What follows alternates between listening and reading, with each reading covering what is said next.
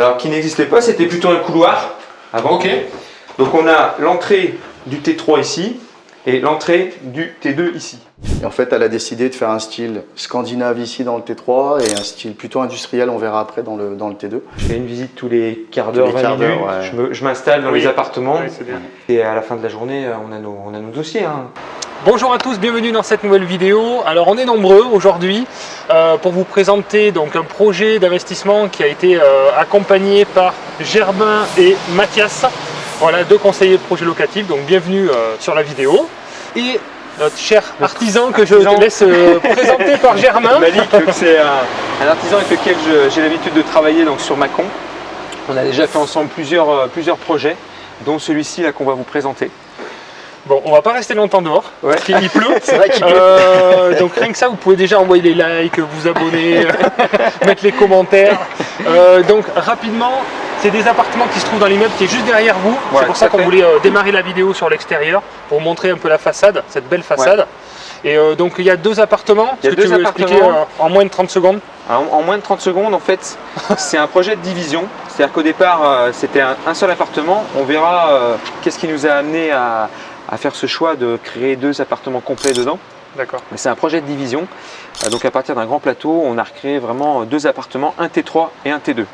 On y va? Allez, c'est parti, on va dedans, ça sera plus sympa.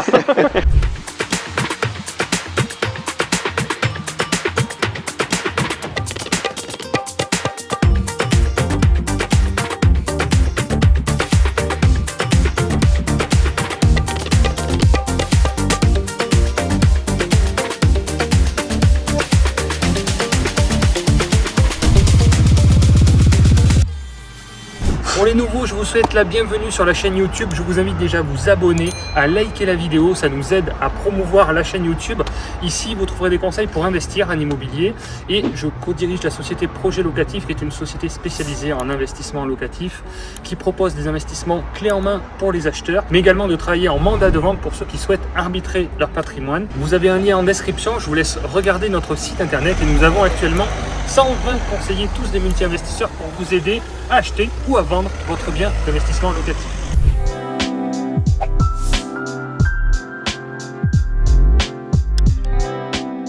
Bon, l'immeuble est sécurisé, on a vu il y a un interphone. Oui. Sécurisé avec badge, d'ailleurs qui fonctionne bien parce qu'on était dehors. on est resté dehors, voilà, parce qu'on n'avait pas le badge et heureusement Malik est venu nous dépanner sympathiquement.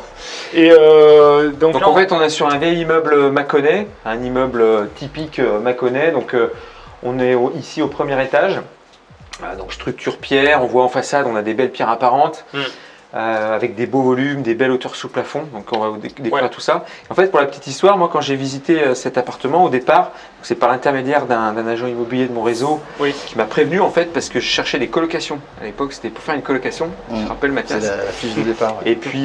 Et puis du coup parce que c'était un grand appartement, il y avait 4 chambres, 2 salles de bain. Donc il m'a dit bah écoute Germain, j'ai un appart là pour la coloc, ça me semble bien. Et quand je suis arrivé, eh bien on a découvert avec l'agent immobilier qu'il y avait déjà des compteurs, double compteurs. Et en fait finalement ça devait déjà être deux appartements, je pense à une période. Et puis les gens qui ont acheté l'ensemble, à un moment ils ont réouvert pour se créer un grand appartement. Et de là est venue l'idée de rediviser. Donc Mathias, dans ce même temps, il avait donc une cliente. C'est ça, tout à fait. Ouais, donc j'avais une cliente qui est basée dans la région lyonnaise, puisqu'en fait, voilà, moi je m'occupe de tout ce qui est Lyon et alentour. Et par contre, elle cherchait un bien sur Mâcon. Sauf que comme Mâcon, j'ai pas cette expertise-là et au contraire, Germain l'avait. Exactement. On a travaillé en symbiose, en synergie. Tout à fait. C'est la puissance du réseau de projet locatif, la mutualisation des recherches de nos acquéreurs. Et des biens aussi qui sont trouvés par tous les conseillers en France. Il y a beaucoup de synergies comme ça, et c'est ça qui fait la puissance et la multiplication des opérations aussi.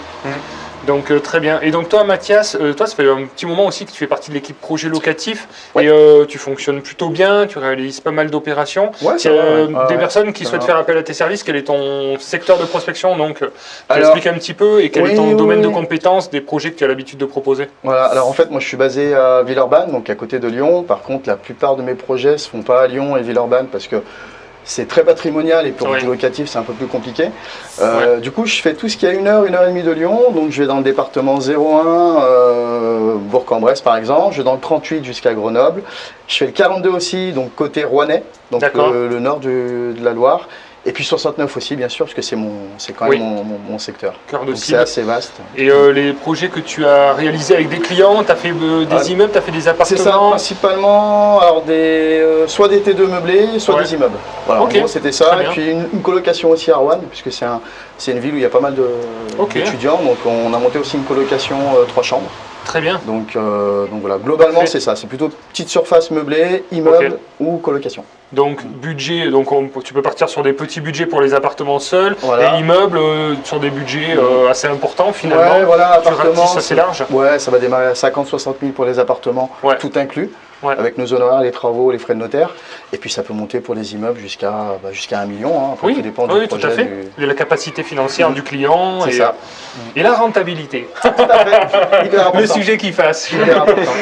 Ça dépend de chacun en fait.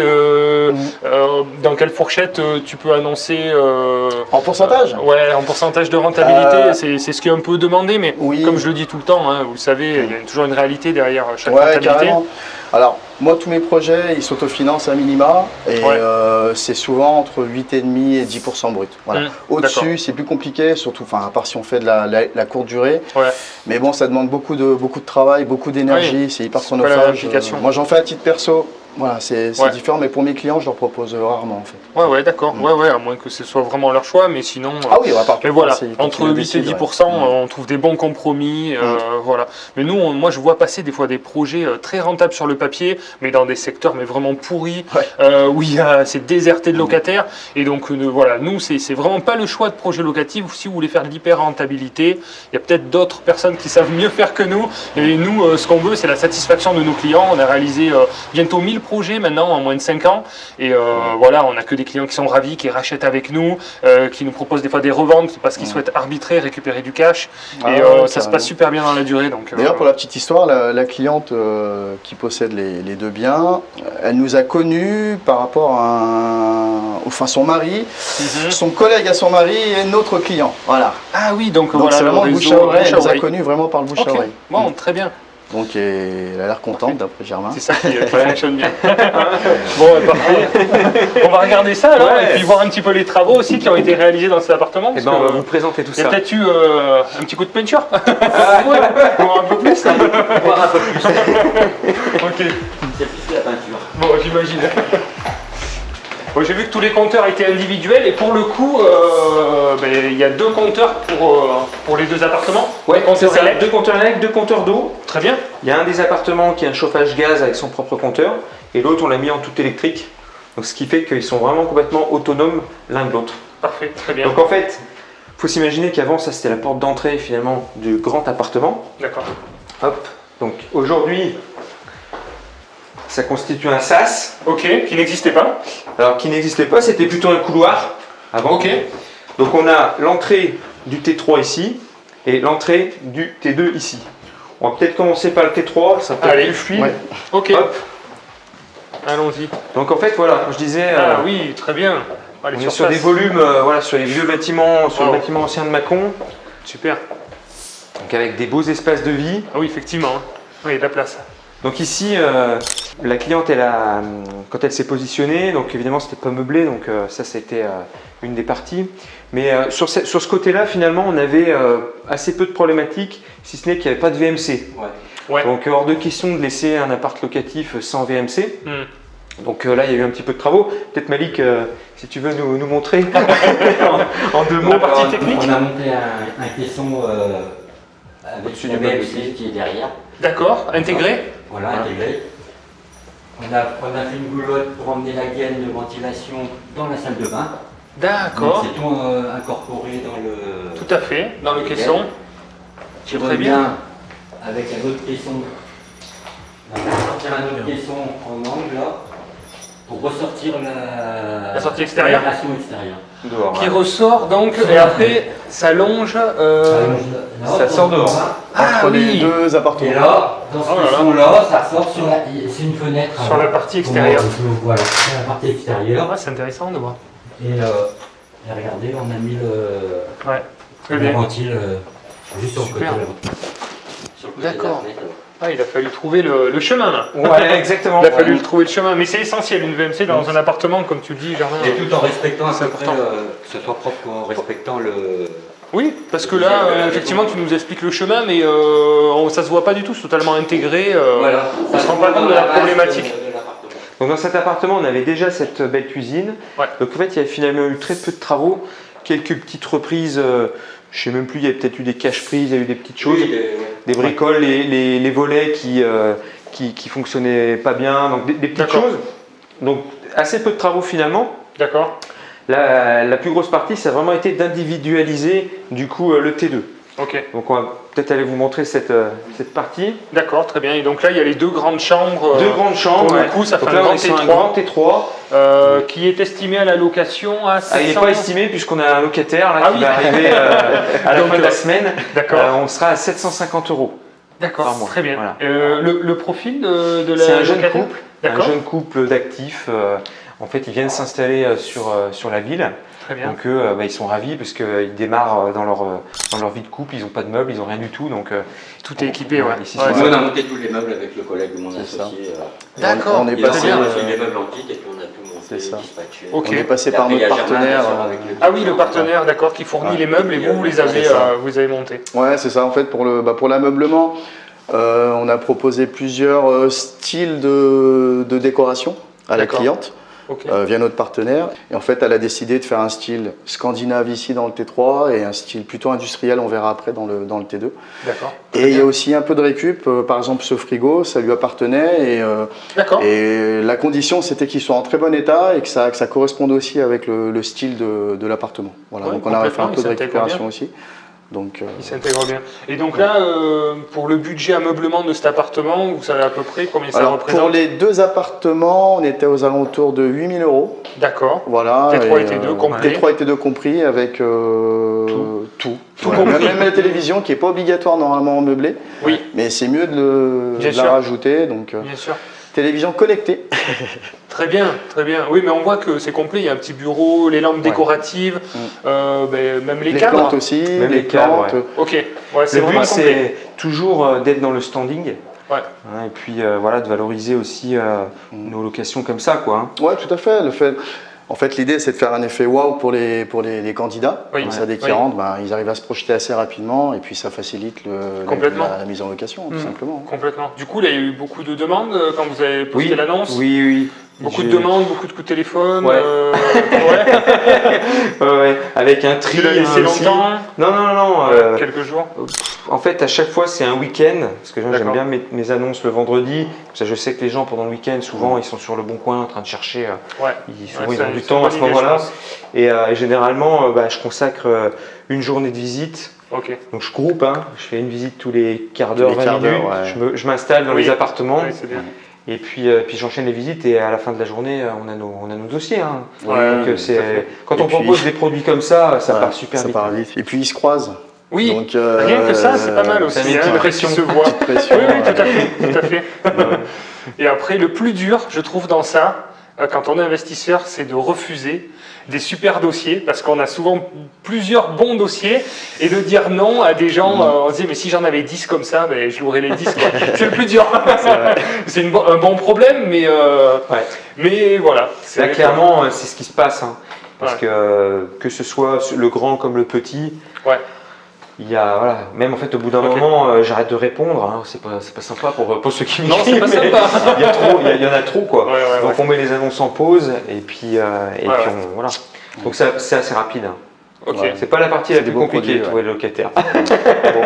Le coût des travaux globaux sur les deux appartements, comme ça, on a vu un peu celui-là, il y a eu. C'est pas là où il y a la partie où il y a le plus de travaux, c'est plus sur l'autre partie. Côté, sur le TV, on était, je crois, aux alentours de 25 000 €, si je ne me trompe pas. Avec le mobilier. Avec le mobilier. Donc du coup, on est donc on est plus dans les 17 000 € de travaux. C'est à peu près l'enveloppe. Ouais. Et puis il y avait le mobilier. Quoi. En gros, c'était 25 000 € avec le mobilier, quoi. D'accord. Donc là, sur cet appartement, si je comprends bien, c'est de la BMC, des petites bricoles. Des petites bricoles à droite à gauche. Voilà, il y a eu des remplacements de la plaque. Remplacement de plaque, il y a des petites choses. Oui. Les serrures, il y a eu... Ok. Petites choses qui prennent un petit peu de temps quand même. Ah bah c'est sûr. Ils sont mettre des prises en place, propres. Oui. Mais souvent, ça se joue dans le détail, je trouve. La valeur perçue. Même les prises, je sais que bon, on fait du standing assez haut de gamme, mais si on veut vraiment faire du très haut de gamme, rien que des prises avec un peu original, très original design, avec de la qualité en aluminium ou des choses comme ça, en valeur perçue, on monte, c'est pas grand chose, c'est des petites choses comme ça. Et si on laisse des vieilles prises alors qu'on a tout refait, ça se voit tout de suite. C'est con, mais des trucs de marque, quoi, ou Legrand, ou Schneider, ou oui, il y a des très belles, très belle gamme de prises. Oui, sur des prix qui sont corrects en plus quand même. Après, c'est toujours trop cher. Quand on saute de gamme, il y a la gamme moyenne, quoi. Oui. Dès qu'on monte un peu au-dessus, oui. Il n'y a pas beaucoup de personnes qui mettent 30 balles dans une prise, quoi. Oui, bien sûr. Oui, c'est sûr. Nous, on ça va vite, compromis.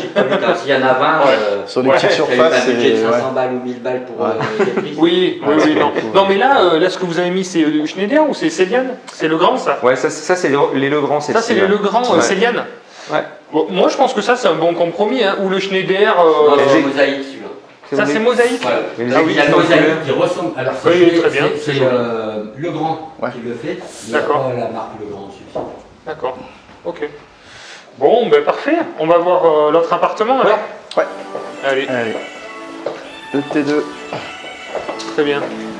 Donc là, il y a eu un petit peu plus de transformation.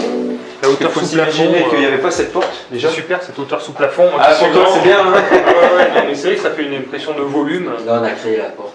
Alors là, on a créé, voilà. Il n'y était pas du tout. Là, il n'y avait pas de porte. Donc c'était un appartement T5 à la base en fait. C'était un T5, ouais. 4 chambres, 2 salles de bain. Okay. Donc en fait, quand on arrivait ici, là, il y avait, là, c'était fermé. Et toute cette partie.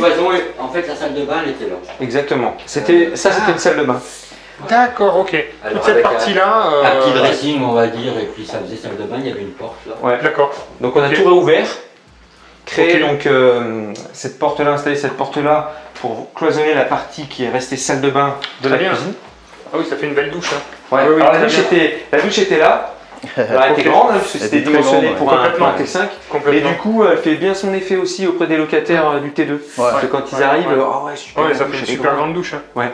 Ils peuvent même se doucher à deux là. Si donc après, il a fallu jouer un peu des coudes pour positionner la cloison ici, afin de faire rentrer un meuble vasque et une machine à laver.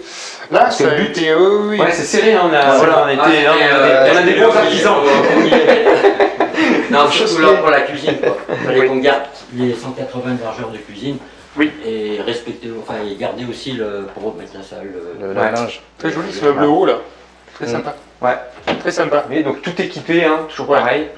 Donc là c'est pareil, meublé, tout ce qu'il faut. Donc là, ça y est, cet appartement il a été loué. Elle est louée, oui c'est ça. La locataire nous laisse gentiment l'accès, mais elle a déjà mis des choses. On a donc ici frigo. Ah oui, petit frigo encastré. Tiroir de rangement avec très bien tout ce qu'il faut. Quoi. Ça c'est la cuisine. La cuisine c'est nous qui avons choisi. Ok. Après bien sûr on a présenté à la cliente le modèle. Oui. Que je présente à Germain d'ailleurs, qui prend contact avec la cliente. Ouais. Ok. Je trouvais qu'elle était sympathique. On essaie toujours de trouver un rapport qualité-prix avantageux, qui fait qu'on a un beau rendu, on a une qualité, et pour des tarifs qui sont vraiment très corrects. Oui, tout à fait. Tout à fait. Non, c'est très bien avec le petit mur de couleur aussi, c'est sympa. Et la crédence qui, du coup, c'est une crédence. C'est une crédence comme le plan de travail, c'est ça? Exactement. C'est en. C'est du bois, elle fait 1 cm d'effet. Ouais, très bien. Ouais, ça s'intègre très bien, hein. C'est joli. Donc après, on a fait une partie pièce à vivre salon. Ok, d'accord, très bien. Donc le canapé est convertible. Donc là, c'est intéressant aussi de mettre des canapés convertibles sur les T2, parce que ça permet d'accueillir pour une nuit des amis, de la famille, etc. Tout à fait. Oui, sympa, il y a 2 fenêtres, ok. Donc là, c'était une ancienne chambre en fait. C'était une ancienne chambre, ouais. Tout à fait. Celle-ci n'a pas été modifiée. On l'a juste meublé, ouais. D'accord. Et oui, il y avait ces 2 pièces qui existaient déjà. C'est ça. Et une autre salle d'eau là-bas. Et puis là, une chambre. D'accord. Ah, très bien. Ok. Là, pareil, au niveau travaux. Rien du tout. Rien du tout. Ok, très bien. Ouais, juste l'ameublement il y avait que l'ameublement. C'était propre encore, aussi bien les murs que les sols. Très bien. Oui, il y a déjà le on a des volets roulants, double vitrage, volets roulants. Ouais. Parfait. Donc ouais, tu avais une base qui était déjà intéressante. Oui, c'était ça, c'était propre. Qui était saine. Donc au départ, on était sur un scénario de colocation. Donc on avait une rentabilité qui était intéressante. Après, en discutant et en faisant des projections, au début, on avait même un scénario avec une location courte durée sur cet appartement pour essayer de voir un peu les rentabilités qu'on pouvait avoir. Et puis en finalité, une fois les travaux finis, l'ameublement réalisé, quand on a fait l'évaluation de la valeur locative en l'état, la cliente a dit finalement je ne vais pas m'embêter à faire de la coloc, de la courte durée ou quoi, on va rester sur un schéma classique, c'est déjà suffisamment intéressant pour moi comme ça, et du coup j'ai un produit qui est passif, qui demandera très peu d'efforts en gestion, très peu de temps. C'est ça, elle voulait que ce soit un confort quoi. Donc, et puis du coup, ça y est, les locataires arrivent là et pour elle c'est parti quoi. Ouais, ça a été rapide du coup. Les travaux ont pris combien de temps à peu près Ça a été combien de temps on a eu des complications, mais c'était pas de notre faute. C'est qu'on a eu un problème en fait en bas là. Il y a dans les caves. Dans une des caves, il y a eu une évac de 3 mois et demi. 4 mois. Ouais. Attends, non, on a des le temps de recevoir toutes les. Oui, il y a la commande aussi un peu. 5 mois. 5 mois, puis après j'ai eu un problème de santé. Puis on a eu surtout le problème d'en bas là, parce qu'il y a eu une évac qui a pété en bas. Donc ça, c'est coup de pas de bol qui a fait que du coup on n'a pas pu mettre les locataires. Donc en fait pour la cliente, ça lui paraît être long quoi, mais c'était le temps qu'il fallait pour remettre en ordre les évacs. On n'a pas pu le voir tout de suite parce qu'en fait c'était tout fuyait dans la cave du voisin. D'accord. Et on n'avait pas les clés. En fait les évacs, elles passent dans les caves. Ça sort par le dessous du plancher. D'accord. Voilà. Et c'est le voisin qui s'est plaint de ça quand on avait fini les travaux. Donc ça, on a pris du retard. Donc il a fallu. C'est passé avec les assurances, à la bien sûr. Mais bon, le temps. C'est long. Comme en plus on était un peu en période de vacances, qu'il y a eu. C'est bien. Bon, c'est un syndic qui gère tout ça, donc c'est très encadré, il faut pouvoir mobiliser les personnes. Donc ça prend. Mais c'est bien d'en parler, ça montre la réalité de l'investissement locatif aussi. Bien sûr. Il y a aussi des difficultés comme ça. Là, du coup, l'acheteuse a perdu peut-être 3-4 mois de location. Je pense qu'elle a perdu ça. Après, elle est en différé. Donc au final, elle était en capacité d'absorber ça. Au bout du compte, elle est super contente. Oui. Quand je lui ai dit qu'on faisait une vidéo, tout ça, elle a dit mais vous pouvez dire que je suis super content. Ce qu'elle m'a relaté, c'est que finalement la recherche de biens.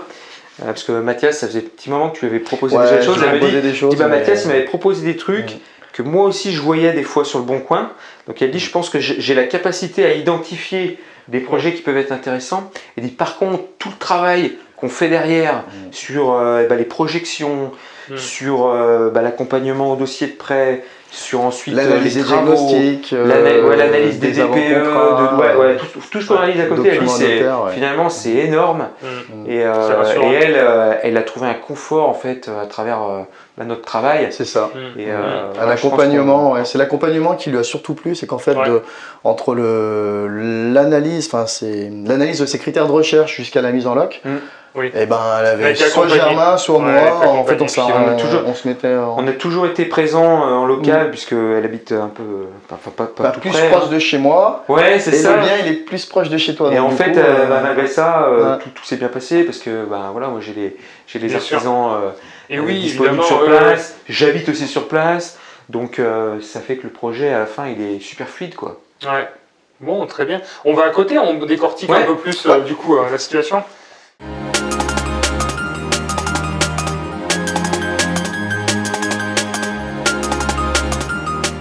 On peut parler un petit peu du profil de la cliente, est-ce qu'elle a eu des difficultés de financement, le statut, et puis on va donner quelques chiffres quand même, parce que pour l'instant, les auditeurs sont en manque de chiffres. C'est ça. Donc, quel est le coût total du projet, quel est le rapport locatif, est-ce qu'on a du cash flow, est-ce qu'on a un équilibre financier, voilà. Quels sont les chiffres financiers du projet? Alors, tu peux les... Tu as en tête? Ouais, mon petit pense bien, en fait, il était à 155 000 €. D'accord. Alors c'était pas le prix affiché auprès de l'agence, mais il y a eu une petite négo quand même. D'accord. Pas énorme dans le sens où il y avait quand même pas mal d'autres investisseurs qui étaient sur ce projet-là. Donc puis l'avantage qu'avait Germain, c'est qu'il connaît très bien l'agent, donc du coup plus de réseau, donc ça a facilité aussi la transaction. Avez-vous pu accéder à ce bien? Du coup c'est par le biais du réseau en priorité. C'est ça. Un collègue d'une autre agence avec lequel j'ai déjà fait plusieurs projets. D'accord. Donc maintenant il sait un peu ce qu'on recherche. Très bien. Généralement quand il rentre un mandat, il m'appelle, il me prévient, même avant de mettre en ligne. Ça arrive souvent et tout le monde gagne du temps. En fait, les agents immobiliers ont compris qu'ils gagnaient du temps aussi avec nous. Quand on avait un portefeuille d'acquéreurs, on a reçu un peu plus de 5000 demandes en 5 ans. Donc forcément, on a des clients qui sont prêts à passer à l'action rapidement. Eux, ça leur évite de faire des visites de courtoisie parce qu'il y a beaucoup d'investisseurs qui n'arrivent pas à se positionner. Ils n'arrivent pas à chiffrer les travaux, ils se posent des questions, quel statut, machin et tout. Bon, mais nous, on sait un peu tout. Et donc, c'est clac, clac, clac, clac, clac. Et puis, on met la bonne personne au bon moment. Et ça va vite, ils gagnent beaucoup de temps. Et donc, c'est qu'on a de plus en plus de contacts d'agents immobiliers qui nous proposent des projets, parce qu'ils ont tout à gagner aussi. Ouais, c'est exactement ça. Ils ont des biens potentiels, enfin ils ont des biens, nous on a des acquéreurs potentiels, finançables, hyper important. C'est vrai. Et c'était le cas de la cliente justement, alors c'était pas son premier achat, elle a déjà fait des achats de résidence principale. D'accord. Mais un vrai achat d'investissement locatif, c'était son premier, mais on a eu zéro souci pour le financement. On l'a accompagné quand même sur cette partie-là, et puis on l'a surtout accompagné chez le notaire, et puis pour l'analyse des diagnostics bien sûr, parce que c'est pas forcément évident de comprendre tout ce qui apparaît dans les diagnostics, notamment les DPE. Oui, bien sûr, tout à fait. D'accord, donc le financement s'est bien passé. Oui, très bien, sans souci.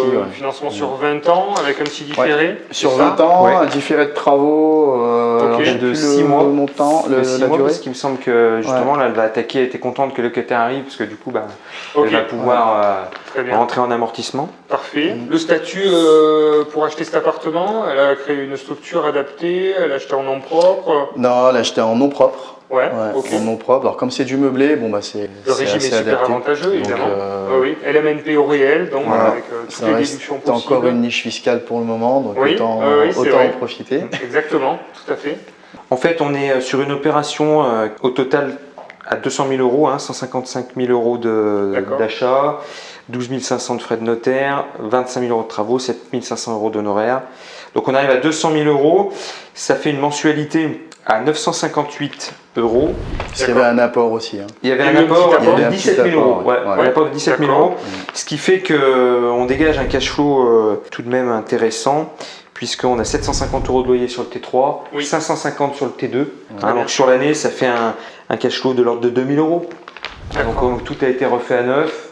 Là, elle n'a pas de dépenses à prévoir. Dans le calcul cash flow, on y a intégré également les charges de copro, etc., taxes foncières. Donc, c'est vraiment, je dirais, de l'argent de poche qui va permettre d'entretenir, de renouveler éventuellement son mobilier et puis de faire vivre son investissement, quoi. L'achat a été fait à 93%. Si je suis bon calcul, grâce au crédit bancaire. Donc voilà, c'est très bien d'arriver à avoir un cash flow sur cette qualité de bien, parce que c'est quand même des grands appartements qui sont agréables, meublés, équipés. Bien placés dans Mâcon en plus. C'est pour ça que finalement, avec un équilibre comme celui-là, elle est restée sur un schéma de location classique, longue durée. Et elle n'a pas forcément besoin d'aller chercher plus. Mais elle peut le faire parce que elle peut le faire parce qu'on a vérifié dans le règlement de copro, c'est autorisé la location courte durée. Notamment sur le T2. Sur le T2 principalement. Donc là, il y a un booster potentiel qui est en réserve. Alors ça demandera un peu plus d'efforts dans le sens où il y aura des frais de conciergerie. Tout se calcule. Après, ça dépend de la sensibilité de chacun. Moi, c'est vrai que je parle de mon cas. Je vais même parler de moi, mais bon. Je donne des exemples. Je teste la location de courte durée et pour l'instant, je suis entre deux sur un petit studio. Et c'est vrai que, on va voir sur le long terme, mais je suis assez surpris d'avoir aussi de bons résultats et malgré que ce soit délégué totalement en conciergerie. Donc c'est à voir sur le long terme, mais c'est vrai que c'est le peu, là ça fait 3 mois que je fais ça, il y a quand même plus d'énergie à mettre, même si c'est géré par une conciergerie. On a eu la difficulté d'avoir une fille qui venait pour des prestations particulières. Déjà en 3 mois, j'ai vécu ça. On a eu l'appartement qui a été laissé très sale. Airbnb nous a payé, mais il y a déjà eu 2-3 petits soucis comme ça en 3 mois. Pour une charge mentale quand même qui pèse davantage que sur des schémas de location classiques.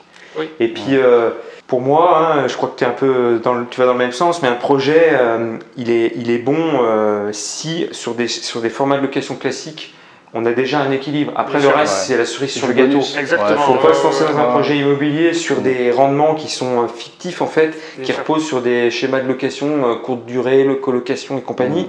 Et si un jour, pour X raison, vous ne pouvez pas maintenir ces modes de location là, et ça, on a vu dans certaines villes, il y a des plafonds de loyer, il y a plein de trucs qui font que là tout de suite, vous vous retrouvez le couteau sous la gorge. Et finalement, votre investissement, c'est pas le bon plan parce qu'il vous coûte tous les mois. Bien sûr. Parce que vous comptiez sur de la courte durée ou des rendements boostés en fait. Il faut que le projet en location classique, faut qu'il soit vraiment équilibré. Avant de pouvoir proposer de la courte durée. Ouais, tout à fait. Ok, puis on le voit, il y a des restrictions aussi qui se mettent en place de plus en plus dans des grandes villes. Donc il y a eu aussi la période un peu de problèmes sanitaires, crise sanitaire qu'on a eu aussi, où il y a eu une grosse baisse, etc. Il peut se passer pas mal de choses. Donc faut toujours être la location longue durée, c'est la base. On a besoin de se loger, on a besoin de se nourrir, on a des besoins fondamentaux. C'est la pyramide de Maslow. Exactement. Ça passera des années pour moi. Voilà, on part sur des besoins fondamentaux, sur du solide, et c'est ce qu'on veut faire en immobilier. C'est pas pour faire des coups une fois ou deux fois. C'est pour que ce soit durable dans le temps, périn et construire quelque chose peut-être de grand au fur et à mesure, des pierres. Voilà. Financière du projet. Alors, on va reprendre un petit peu tous les chiffres ensemble. Le montant d'acquisition qui est de 155 000 €, frais d'agence compris, les frais de notaire de 12 500 €, les travaux mobiliers compris à 25 000 €, les honoraires projets locatifs à 7 500 €. On arrive sur un total à financer de 200 000 €. La cliente a emprunté 183 000 € avec un apport de 17 000 € sur une durée donc de 20 ans, ce qui lui fait des mensualités à 958 € par mois. Au niveau des revenus locatifs en meublé longue durée, le T2 sera loué donc 550 € par mois et le T3 750 €, ce qui nous fait un total de 15 600 € annuels de revenus locatifs. Au niveau des charges, on va retrouver donc la taxe foncière qui est à 900 €, très correcte pour le secteur, la copropriété à moins de 1 000 € par an, un peu d'assurance propriétaire non occupant et bien sûr le crédit qui représente la plus grosse partie des charges. On n'oublie pas, mais une fois qu'on n'a plus de crédit, c'est effectivement des revenus directement en cash flow, ce qui nous fait 13 576 € de charges avec un différentiel positif de 2 000 € par an.